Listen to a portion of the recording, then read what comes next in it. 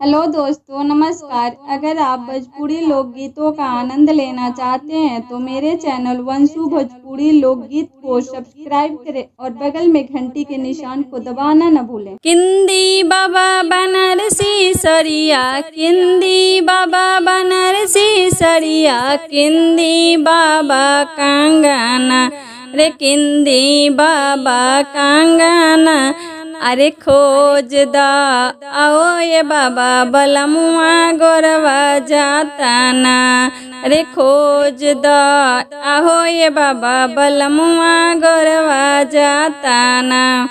अरे का करबू बनारसी सरिया, का करबू बनारसी सरिया, का करबू कंगना अरे का करबू आहो ए बेटी बलमुआ गोरवा जाताना रे, का करबू आहो ये बेटी बलमुआ गोरवा जाताना रे। कमर में पेना बनारसी सरिया, अरे कमर में पेना बनारसी सरिया, हाथ में पेनहब कंगना, हाथ में पेनहब कंगना अरे सेज पाले के सुतबे बाबा बलमुआ गोरवा जाताना रे, सेज पाले के सुतबे बाबा बलमुआ गोरवा जाताना।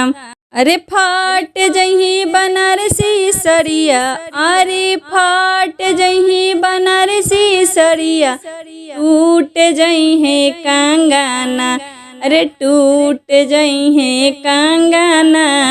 अरे जुग जुग जी है आहो ये बाबा बलमुआ गोरवा जाताना, अरे जुग जुग जी है आहो ये बाबा बलमुआ गोरवा जाताना।